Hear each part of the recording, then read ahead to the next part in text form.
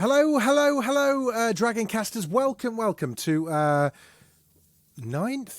ninth episode of our Game of Thrones rewatch, season 3, episode 9, the Rains of Castamere. I'm Jamie East, and this is Chris Mandle.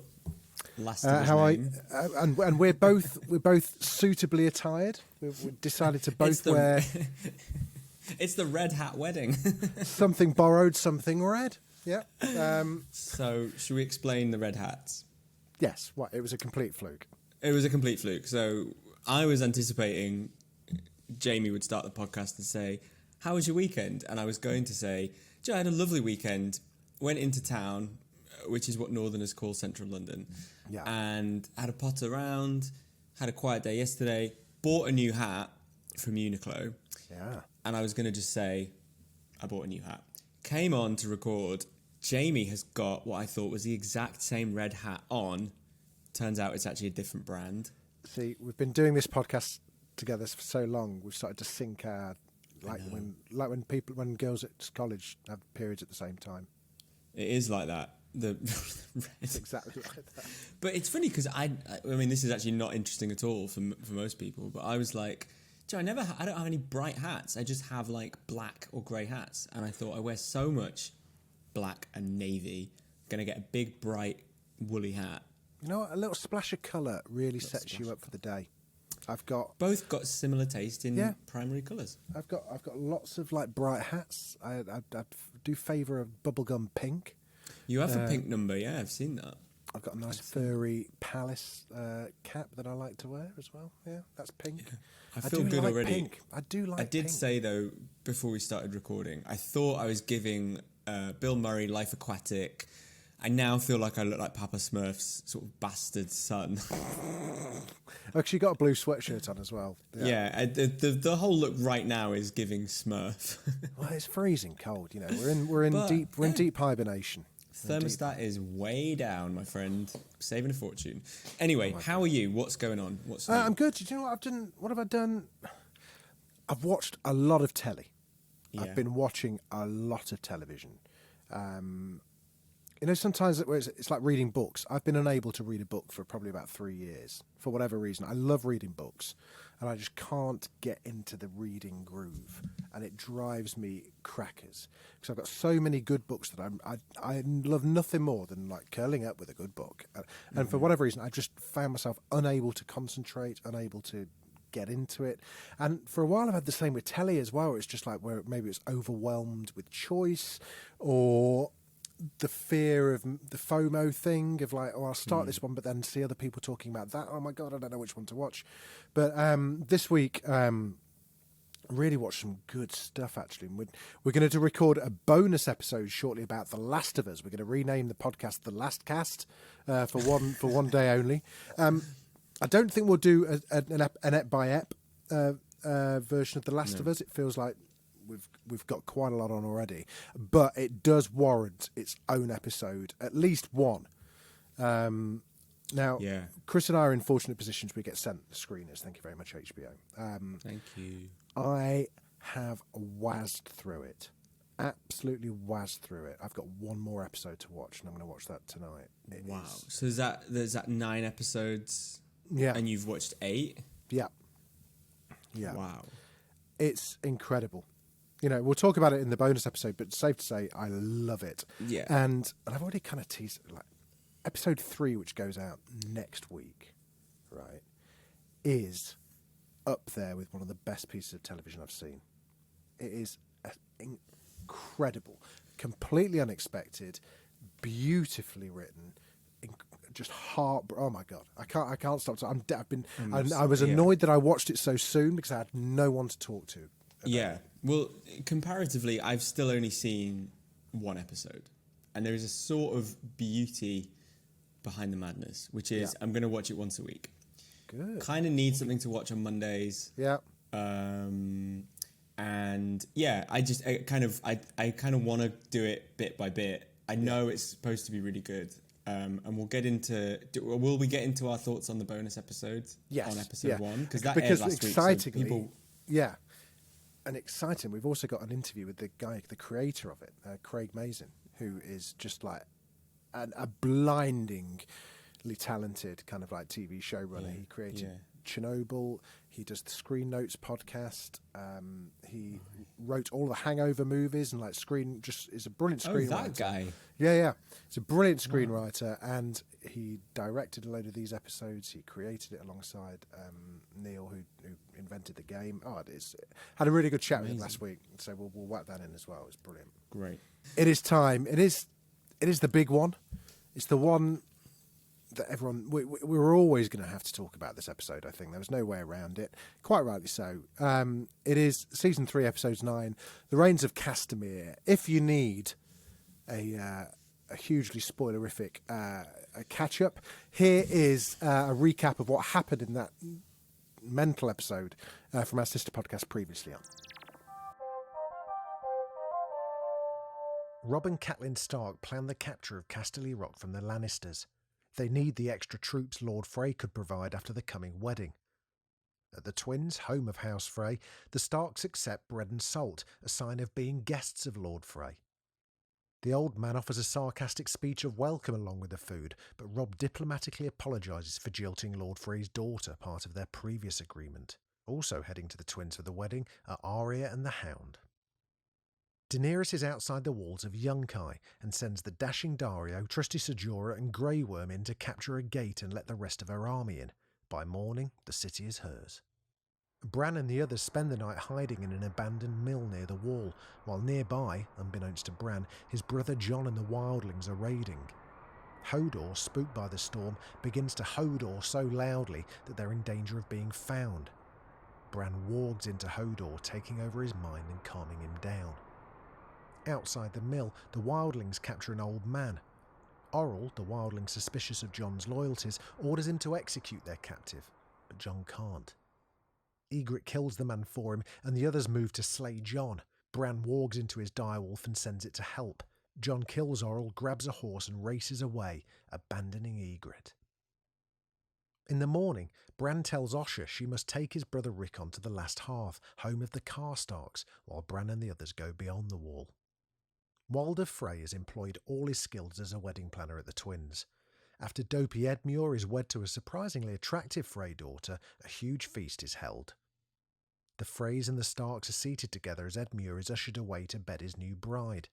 Lord Bolton reveals he's just married a Frey himself, and Talisa and Robb choose to name their unborn child Eddard. As the musicians on the balcony begin to play the Rains of Castamere, the song mentioned by Cersei previously as celebrating a particularly cruel act of Tywin Lannister, Robb's direwolf, Greywind, starts to howl.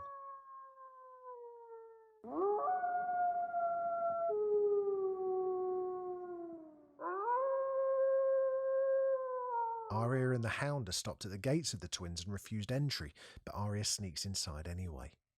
Walder Frey stops the musicians to deliver a speech. He says he's not shown them the hospitality they deserve.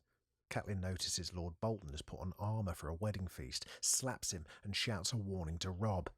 A Frey pulls a knife and stabs Talisa repeatedly in her pregnant belly. The musicians put down their instruments, pull out crossbows and attack. All of the Northerners are slaughtered and the Red Wedding has begun. In the castle courtyard, Arya is relieved to see Winterfell men, only to see them immediately killed. Grey Wolf is murdered in his pen, and she tries to enter the hall to reach her mother and brother, but the Hound knocks her out and carries her away from the castle to safety. Robb crawls along the floor for his dying wife's last breath. Catelyn seizes a knife and holds the cowering Lady Frey hostage in exchange for escape. Frey only cackles. He can always get a new wife. Lord Bolton drives a dagger into Robb, saying the Lannisters send their regards. Robb calls for his mother one last time before slumping to the floor, and Catelyn screams as she slits Lady Frey's throat. She then stands motionless and catatonic as a Frey does the same to her. Blimey. Chris, why don't you go first? What can you sum up? I mean, how many times have you seen this episode first? Yeah, that's good. I was trying to tally that the other day. I think 5 times. I think 4 or 5 times. I think this would probably be the 5th time. Yeah, I think it's probably about that for me. Plus, I haven't seen it for a while. Plus, whenever I want And- cheering up, I go and watch the reaction videos on YouTube. I love watching YouTube reaction videos. Like, I think it's amazing. You don't get that for anything now, do you? No one's doing reaction videos on that scale. the No one's last done time, anything not since for, I think Marvel still do them. There was my favourite ones. I watched the Rains of Castamere. I watched the Long Night with the Arya moment, and then I watched Endgame, To Your Left Cap, and then the No Way Home. The Spider-Man No Way Home was the last one, I think, where the big reveal of the okay. three So there's Spider-Man. still There's something about reaction videos that I find so heartwarming and lovely. Yes. And also because you get to see people's living rooms. And I'm amazed. You go and watch the Rains of Castamere reaction videos. The amount of people that have Stairmasters in their living rooms in America is quite astounding. Loads of them. Anyway, That's we an digress. amazing observation. We digress. So, reactions, top line. I mean, I haven't seen it for years. It's just amazing episode of television. It's just perfect. Yeah. I think it still made me feel so many of the things I felt the first time I watched it. And the first time I watched it, I hadn't got to this point in the books. So I genuinely didn't know what was going to happen. Oh, wow. Okay, good. No, me neither. I lost my shit. I think I'd heard about it before, Me too. before I'd seen it. Yeah. Everyone knew that something was building in the same way that we know that there's something called Blood and Cheese arriving in House of the Dragon next season. It's gone down. This episode of television has gone down in history. It's in folklore. It elevated not only Game of Thrones into being the must-watch, the most water-coolery show on television. It kind of changed television as well in terms of quality drama, raised expectations for what viewers want. I think it's interesting because it's the best thing to happen to television, I think, in the last 15 years. Yeah. It's also one of the worst because I think what we'll find when we get into season 4 and 5 and 6, Game of Thrones, the TV show, really struggles to know what to do with that captive audience who are expecting the rug to be constantly pulled from under their feet when there's actually not something on this scale in the books, in the source material. And so it's a very difficult thing to walk into. And I think the show gets very good at delivering these like shock moments, but they aren't really built on as solid a foundation as this. This is 3 seasons of television in the making. Yeah. And as we've talked about on the recaps, it is all kind of there if you know where to look. And if we'd have been watching every single episode, we would have seen this coming even more clearly. I mean, last week, as in the previous episode, episode 8, which we didn't cover, there is a large expositional scene where Cersei explains the origins of the Rains of Castamere, the song.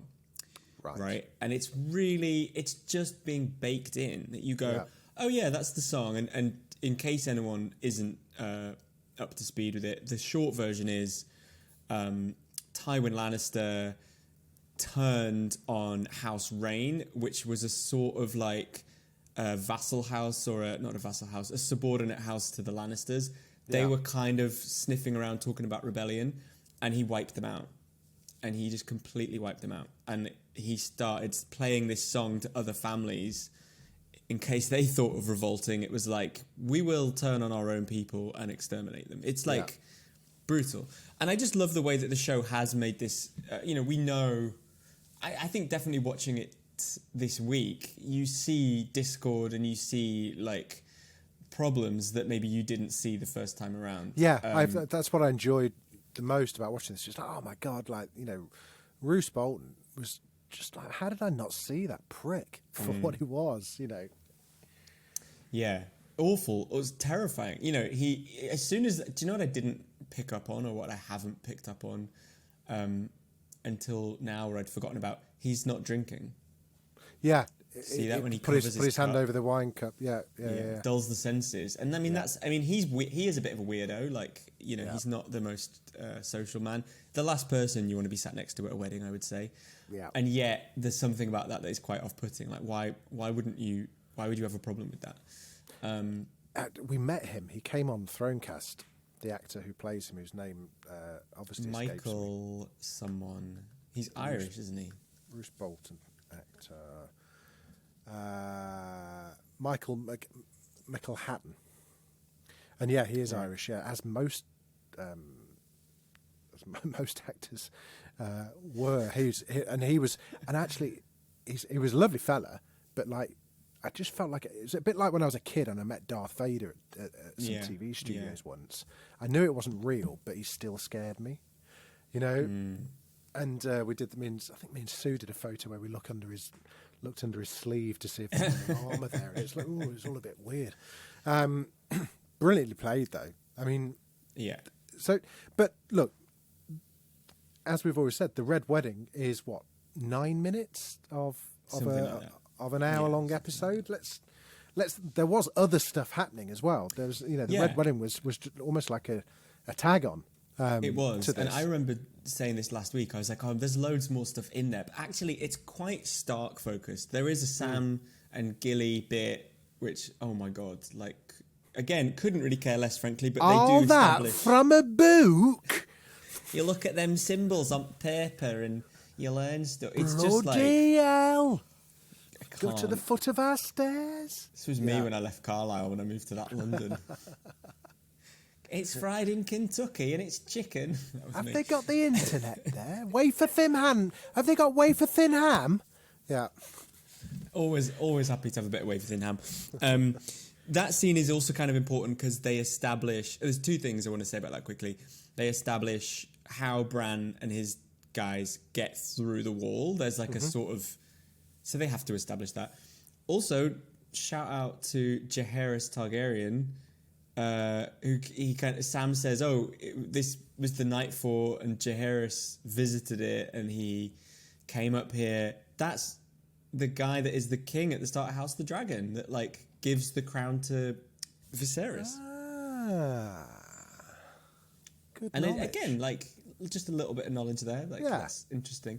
Love that. But no, such a frustrating thing to have in when I think the episode is so focused on the Starks generally, although Sansa's not in it. It's a shame to have Sam go, oh, we're going to do this and we're going to walk here and, Yeah. Did we get Dany? We did see... Did get Dany. They're liberating cities. They're doing stuff. What I would say about that story is when Jorah, Dario and Grey Worm are fighting and they're like the three of them have their backs to each other. One of them's got a sword, one's got a spear, one's got this curved blade. The choreography of that is amazing. It's so good. But it also looks like it could be like the Scorpion King too. Do you know what I mean? Like the set is a bit shit. Like, but that's my problem with a lot of the early Daenerys stuff. It is all a bit the Mummy. You expect scarab beetles and I think it is a little tricky. David Bradley is such a fucking great actor. Such a good actor. It just looks so, and I don't think he gets enough credit in this episode for being so effortlessly cuntish. Yeah. Do you know? Yeah. Because it could have easily been a bit moustache twiddly pantomime villain, but he just has this completely ingrained disdain for the Starks. He is. Once you've watched it, every time you rewatch it, you just see he's already checked out. He doesn't give a flying fuck about them whatsoever. I loved good old George R. R. Martin's naming convention of his daughters was brilliant. It was just like, my God, he never lets up with these. Like Walder, Waldra, Waldron, Waldine, yeah. Then even Walder can't remember them. Did he sort of... I glossed over this, but did he sort of say to Lisa, I can tell you're pregnant because your breasts are swollen and you're pregnant? Like, the dress will stay on you. Is that what he meant? Yeah, I think that's what he kind of inferred. He just kind of like... He used his intuition to guess that she was with child. Walder being able to sniff out women's fertility like he's some sort of airport dog trained to find marijuana. Mushrooms, yeah. Oh my God. It's like, you're in your second trimester. You're craving chocolate. Yeah, I do not want him examining my musk. Thank you very much. So one thing that they do at the start of the episode that is interesting, and they didn't really explain it, I don't think, is they have bread and salt when they go and Yes, visit. which is a traditional Russian. In Is it? present day, bread and salt is a traditional Russian greeting when you break the Oh, bread. that's interesting. Yeah. Well, it's a thing called guest right in the Westeros custom, where if you welcome someone into your home, you give them bread and salt. It's safe passage. They're not going to be harmed, and it's what all of these families like. Even when Catelyn took Tyrion to her sister, there would be something like that, I imagine, where it's like an understanding that she's not just going to go and kill Tyrion in his sleep. It's like like a level of discourse or whatever. And the violating the guest right is considered like an abomination. It's like what the Freys do is they welcome them in, they give them the bread and the salt, they lower their guard and they kill them. That is like, you just don't do that. Betrayal. And it's really, really, and they don't really explain it, but I thought that was such an amazing detail that like, okay, they've done that. It's a sort of civil, even if it's hostile, if that makes sense. Like it's kind of, they're safe. But the whole castle, I mean, we've talked about this before, I think, but it's, they've got like no nice tapestries on the wall. They've got no art. They've got no gold. It's all quite threadbare. Like they're quite a poor house in terms of like they haven't got fancy things, but they've amassed their power their power is that they just own the passage over the river. They built a crossing and then built a toll booth. Like they're very like shrewd, and I love Dave Bradley.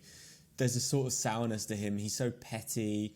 You get the impression he's only doing it because it's like it's obviously helping him align with the Lannisters, but it's sort of just like, yeah, sure, why not? I'm bored. Like, sure, fuck it. I'm insulted. I'm a bit aggrieved, but like what they do to the Starks and just completely almost wipe them out is just like. And he said, as he said, the wine will flow red, the music will play loud, and we'll put this mess behind us. Which there was no lies spoken there. Absolutely, it's just wasn't what they planned. Yeah. So then we have the little side mission from the Hound and Arya. Arya gets within a hair's breadth of getting, and the sliding doors moments in this episode are one of my favourite, most heartbreaking moments in Game of Thrones. Just like we had two here. We had Arya kind of like standing there looking wistfully over at River Run, like barely a mile from her mum. Yeah. And then we also had Bran and Rickon in the windmill or a tower. Yeah, it is a windmill, isn't it? The windmill or the tower with Jon outside, and oh man, again, just one of those. It's like, oh my god, Jon's right there. It's like, Bran, you walked right there. You were there. How did you not? But he kind of came back and said, "Oh, I saw Jon." It's just like, now you tell us. Why didn't you do something then? But he rode off. I love all those kind of like within reach, so close moments. That's what's really good. I mean, when the show is at its hardest, it's when everyone is completely separate, and where it gets really satisfying are these moments where people do sort of almost dovetail. And I loved the way that Bran saved Jon, but he at this point I don't think he quite understands. I think he saw a direwolf and was like, those aren't very common around here. There aren't really any left. So, but I think also the direwolves in the show just look like wolves, whereas in the idea of them is that they're like sort of the size of like a donkey. Like they're kind of they're huge, absolutely massive. So I think I think in the episode we just watched, it's sort of like, oh, a wolf came and attacked them, thank fuck. And obviously Oral, who is the guy that Mackenzie Crook plays, he can walk into that bird. Yeah. Which is kind of interesting. Jon. Right. Which then attacked Jon. And when it's kind of as he was dying, the bird sort of went haywire. And I think if you die while you're walking, you get stuck in the animal. There's a sort of theory about that. That's what a lot of people think is going to happen with Jon Snow dying. The wind changes when you pull a face. It's the same principle. It's all well and good getting in ahead of that donkey, but if you die while you get hit by a bus while you do that, then you're fucked. Yeah. I loved it though. I thought it was so interesting. The Arya bits where she was asking the hounds not to kill the man that they rob. She's still really trying to hold on to like a kind of moral conduct. Like, Being we don't have good, to be savages. yeah. We don't have to be, the Starks are all like that. John is trying not to kill any more people than he has to, even though it means he's like the shittest double agent in the world. Because that's what you would just do it. You would just kill the guy. Yeah. Yeah.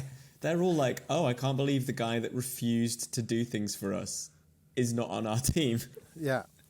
But it's great for that episode. That episode has this amazing feeling of the Starks trying to hold on to what it is that makes them noble, and most of them don't come out of it very well, do they? And I think we need to give a big round of applause and a shout out to Tobias Menzies as well, who is such a great actor, and it's like he's been in tons of things, but truly as Edmure Tully, he's a pretty strong scene stealer, isn't he? Yeah, he plays a doofus really, really well. There wasn't he in The Crown? Didn't he play someone? He was big in Philip. Yeah, he was Prince Philip, wasn't he? He's been in The Crown. He's been older version of Matt Smith. Rome. He's been in Casino Royale, The Night Manager. He's a fucking great character actor. He is. Yeah, he gets some good roles. He gets really good roles. But he is just, oh man, his expressions are just brilliant. There was the episode. Did we cover this with the? I don't think we did. I think I maybe just watched it with the with Catelyn's with Catelyn's dad. With their dad, yeah, at the funeral. The funeral with the arrow. Oh, just fucking beautifully performed. And again, in this one, sort of soft, isn't he? Like, yeah. And in this one as well, when he's kind of like trying to look over the shoulder of the guy to see what his wife looks like, and you kind of just feel so. Oh, I'd give it. At least he's got a looker, but he's just so daft. He's like, oh, all right, I'll play along with this. Yeah. The bedding ceremony, which is pretty. I'm going to say awful. We need to prove that they sleep together. So bad. Well, they send for the bed sheets, don't they? I think. Yeah, I think. But actually, felt like this probably happened in the 70s. Yeah. Do you know what I mean? It didn't feel like. I was like, I'm sure this is probably, Probably not well, the joke, isn't it? It's custom. the wedding night gags continue to this day. Yeah, I know. Don't People they? don't actually have sex on their wedding night, do they? They must be knackered. Exactly. It's a long day. I'm like, come on. Long day. Like, I don't think people do have sex on their wedding night. No. But yeah, the thing about it that I love is that, like, the Starks are sort of like at the wedding, and the people who the wedding is about, like Edmure and his new wife, they're sort of these accessories to all of this. Like, they're not involved. Yeah. He's not harmed. In fact, Edmure he's in the final episode of Game of Thrones. Remember, he just floats around for a bit. He makes it. I love that it's unostensibly, like, some people just want to get married, have kids, have a bit of land, and have a nice life, even if they don't like their in-laws. And I love that all of that is happening. And then there's this massive political backstabbing, like, behind the scenes. The kind of whole time I thought that Rob's wife, it was going to be that they were just going to kill her and then make Rob marry, like, a Frey. Oh, did you? Is that what you thought? Okay. Yeah, because I just thought the focus on her is just so much greater than I expected. And we won't cover it today, but the way he marries someone else in the books. They made a new character up, basically. Yeah. And I don't really... It's too complicated to get into, but his wife doesn't go to the wedding, and so there's all these theories about maybe she's secretly pregnant and she has Rob's baby and he's going to grow up and everything. But yes, I didn't really know what was going on. Is that theory still bubbling around? I think it's sort of run out of steam because it just doesn't... a lot of time would have to pass for that baby to do anything significant. Maybe that's what George is waiting for. Yes. 18-year jump. Yeah. But I thought that they were here to just get ritually humiliated, and then they would go off, and next episode they'd go and invade Casterly Rock. And it's amazing when you watch it back. You're like, of course they're never going to go. We never actually see Casterly Rock on Game of Thrones. We never go there. you think, oh, I just thought they were going to invade it. I thought they were going to win. I thought, it was gonna... and it just, it's just not. That's just not the story. And it's amazing how after watching Ned get beheaded, you still find yourself going, Rob's going to avenge him because that's what happens in these kind of stories, and it just doesn't. Right. It's still. I mean, and then now we're into the meat and potatoes of it all. The violence of it is still pretty breathtaking. The stabbing of Talisa is just still kind of like, holy shit! Someone wrote that. Yeah. Someone went and he grabs the knife and stabs her repeatedly and forcefully into her pregnant belly. I couldn't believe how visceral it was. Yeah. And the noise and it all is just, it's a lot. Actually, Robb Stark gets away with a pretty average Game of Thrones death. Yeah. A lot of arrows to the chest and neck and stomach, load of arrows, right? and then finally then he just gets finally stabbed, doesn't he? By who stabs it? It was Roose, isn't it? Roose Bolton. Yeah. The Lannisters send their regards. Yeah.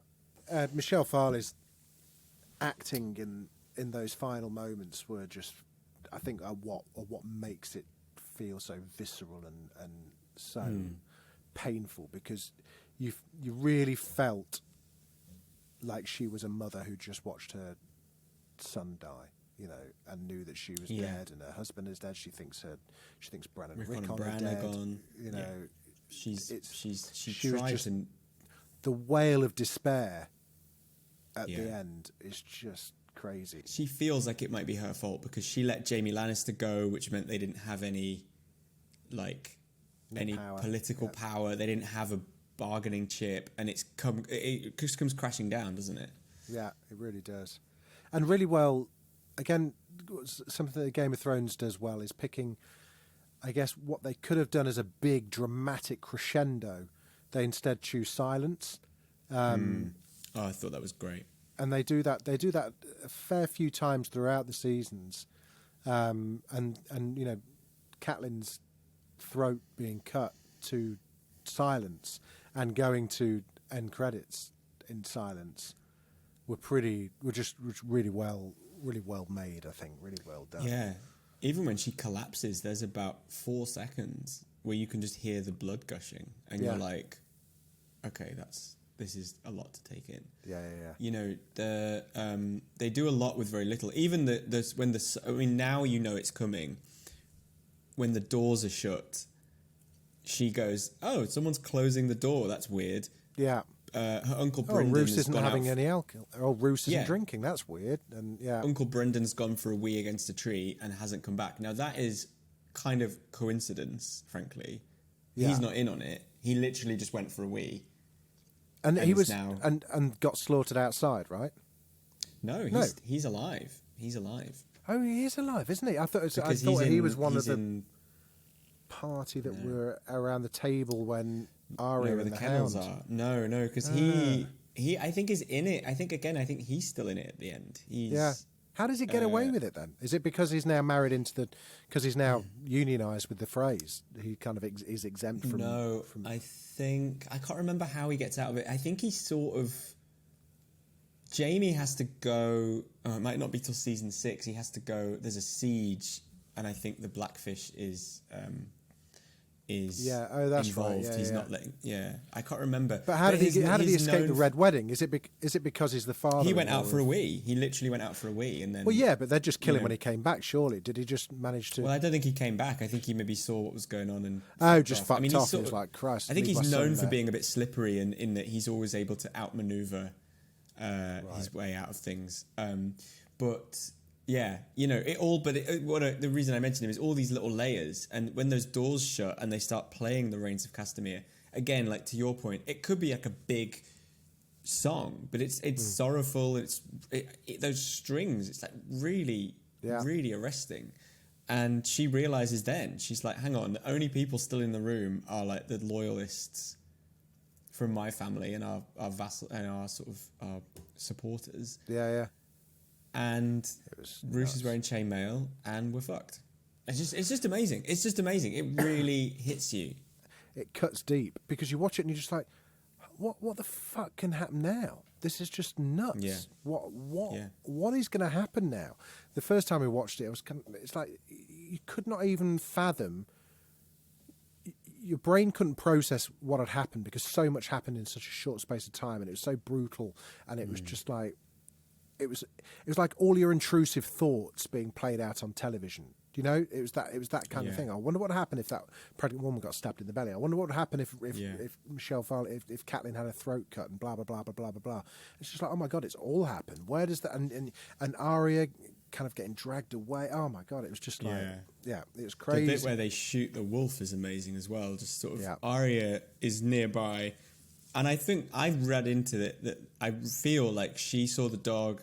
Sorry, the direwolf. She saw the direwolf. The direwolf sees her. There's this, and then the dog is literally surrounded and shot in the head, and it's just like brutal. Yeah. But I mean, it's funny because you sort of look at the pieces left on the board, and you're like, who's the lead character now? Who's this about? I mean, Rob wasn't necessarily the lead, but that was the sort of driving force of like the good guys. And I remember watching season 4 and 5 and thinking, it does feel a little lacking in some kind of force, some kind of focus, and I'm sure we'll get into that, or maybe it won't be the case. Well, it just kind of starts the slow build towards R&L equals J, doesn't it? After that, that's literally where it's heading. It starts to then become more about, I guess, the threat from beyond the wall and the prophecy a little bit more. I think maybe. Mm. Winter, we hear a lot more. Winter is coming after the Red Wedding. Yeah. None of this matters. Yeah. It's just interesting how long we have of like, it's like another season before Arya even goes to train as an assassin. It's like another, there's a lot more to happen, and I kind of forget. Obviously, we know Joffrey's going to get killed at his wedding. Yeah. In the start of season 4, but I'm kind of like, what happens for the next, Well, I mean, I couldn't even remember. It had after the Red Wedding, there was never going to be a great episode 10, or at least, it's going to be very difficult to kind of to build up to that. It ends really weakly. I think it's the Misa kind of thing. She gets carried in being carried by all the children, like as if she's a Matty Healy to 1975 concert. I think, what else did we see in that final episode? We have ravens being sent to talk about the Northern Threat. Sam giving people dragon glass. There's some good stuff with Tywin and Cersei and Joffrey and Tyrion about the Red Wedding, where Tywin defends it and says, why is it more noble to kill 1,000 people on the battlefield than 30 over dinner? Yeah. And you think, but I guess people that go into war, go into battle, at least know what they've signed up for, which you can't say the same for the Starks. Does Gendry leg it? Is it? I think this is the episode that Gendry sails off in his boat. So we've had the thing where Miss Melisandre leeches him, and then burns the leeches, and she burns one for Robb Stark, one for Joffrey, and one for Balon Greyjoy, who is Theon and Yara's father. So that must have been in the last episode. Yeah, because in this one she plans to sacrifice him. Right. And Davos helps him escape. Yeah. So, Robb dies, Joffrey dies, Balon dies. Maybe she's onto something. Maybe she knows what she's doing. So, listeners, we are now almost at a halfway point. Season 4. Crazy. The choice is, as ever, with you. We will do what we did last time, put them all up to like, and then the 3 with the most likes will get a rewatch.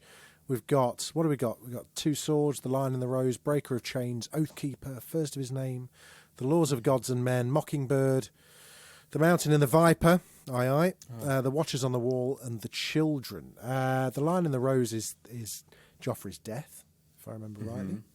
Mountain and the Viper is obviously Mountain and the Viper. Amazing episode. Don't want to sway you at all, but there's episodes we'd rather not cover, if it's all right with you. In fact, which is that one? Should we just leave that one out? Which one? Don't we have Oh, where Jaime rapes Cersei. Aren't they problematic? That's Breaker of Chains, I think, isn't it? Yes, it is. Yeah. Is it? Yeah, because it's after Joffrey's death. It's when he's lying in state. Yeah. Yeah, I think we could probably do that. number 3 is not a great one. Yeah, so can actually, yeah. We'll leave it in, but you know, I'm happy to see whatever people. I think this season. I think we talked about this last week. There's actually a lot of really good episodes. We've got Mountain the Viper, Joffrey's death. I think episode 10 is really good because that's Brienne and the Hound.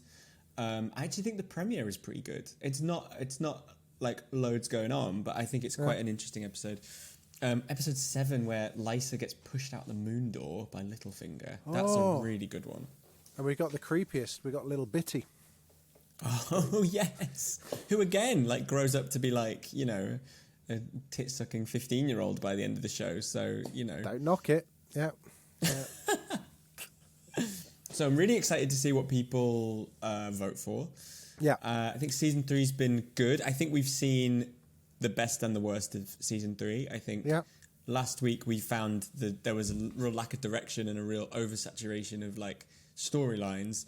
I think looking at season 4, I think there's actually some really, really brilliant things happening, and I'm quite excited. Yeah. But I think again, like high highs and low lows. I think the episodes where nothing's happening are probably quite vast as well. Yeah, agreed. Okay, well, I'll put those up on the Dragoncast Twitter account at Dragoncast_pod. Put those up later on in the week. Go in there, just like your 3 favourite episodes, the ones that you want to hear us rewatch. It's Laura Jobbins got in touch. Thank you, Laura. Said, just a quick email to say huge thanks for the awesome show. Hey. I've been listening from the start and watching from Jamie's days on Thronecast. Love the show and have spread the word far and wide. Knowing that I have a fresh episode to listen to gets me out of bed as great company on my early run. That's what we like. For Chris, message for Chris, tincture is also one of my absolute favourite words, and I share your pain with a 3rd January birthday. It's rubbish. Oh, amazing. Someone has the same birthday as me. And loves the word tincture. So I love that. Well, thank you so much. I hope they had a nice birthday. Also, we share a birthday with Florence Pugh, which I didn't know. Oh. Until this year, that's the first time I thought, that's a really cool person to have a birthday with. So that's nice, That is very cool. And let's see if we've had any comments off the old YouTubes. Another great podcast. This is from Man of Bronze. Says, as far as Joffrey spoiling House of Dragons, I did wonder if Rhaenyra faking her other half's death was a bit of foreshadowing for what she may have to do later. Let's not forget that almost everyone believes the Stark boys to be dead, and that's not the case. That's a really good point, and I think we talked about this a little bit last week. I'd love to see them subvert the sort of folklore around what happens. Yes, you did, saying that actually, if listeners that didn't listen, we were talking about, there was a spoiler last week about Rhaenyra's death in House of the Dragon, which I think is probably season 2 or season 3, I think is what is planned for. And Chris mentioned that actually the only records that we've got, the Dance of the Dragons, is all POV of kings. People that won. People that won. Survived. So, we don't get to see the other side. So there is a possibility that, the writers that could choose to mix it up. I really hope they do that, I really hope they do that. I think it would be such not a fuck you, but like the Game of Thrones had to stick to the script. Yeah. And House of the Dragon kind of should, but maybe doesn't have to. It's like a historical record, so they can play with it. And I think it would be really cool. From what we know of Aegon II, who we saw not loads in House of the Dragon, but certainly in the back half. Yeah. There's so much imagery, so much PR, so much optics. Of course he's going to say that he fed his aunt to his dragon. What if that's not what happened? I think that is so exciting to sort of think about. Yeah. The Claire M75 got in touch saying, yes, the book Brienne writes is the book for all members of the King's Guard. Gilly is there, because I think you were questioning the point of Gilly. Gilly is there, so Sam wants to protect her and the baby, and he learns that Dragonglass kills the White Walkers. She also then rather innocently said, Podrick has the voice of an angel. Maybe he sang to them instead, referring to him as wondering what his moves were. Here we are thinking he's pulling off a hot Richard or some bowling kind of ball weird maneuver. sex- Yeah.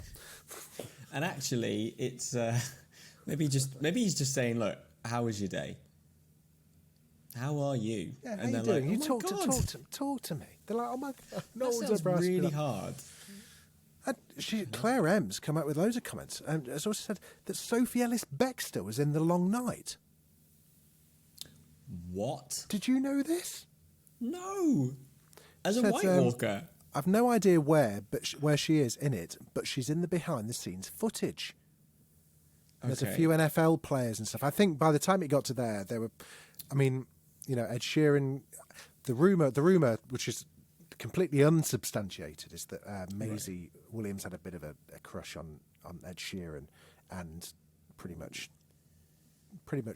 manipulated his cameo in that last episode. That he was in. I'm prone to overreactions, but Ed Sheeran on the season 7 premiere of Game of Thrones is one of the worst moments in television that I've ever seen. It was I awful. hate it with every fibre of my being. Inexcusable. That said, if anyone knows the whereabouts of Sophie Ellis-Bextor, Yes. please Maybe let we us can know. tweet Use the her. hashtag. Yeah. Let's use the hashtag Where's Sophie. Yes, do that. Hashtag Where's Sophie? It does sound like she's literally been abducted, but or hashtag Bextor Watch. Bextor Watch. Murder on the Murder on the Night Fort. Murder on the Night. We should do this. We should try and find her before we get to season 8. Yeah. Let's do it.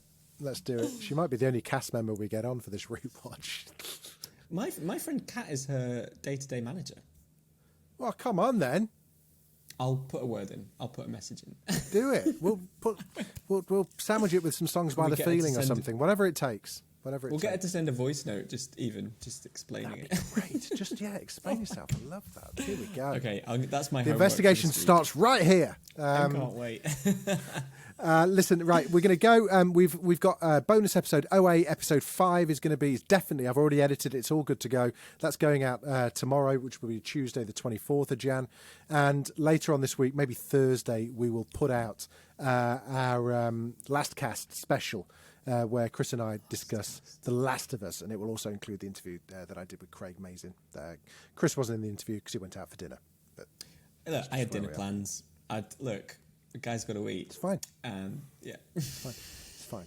Thanks for listening, everybody. Get in touch, dragoncast at daftdoris.com or on Twitter at dragoncast_pod. And we will see you next week for the first of season 4 rewatches and our continuation of the OA.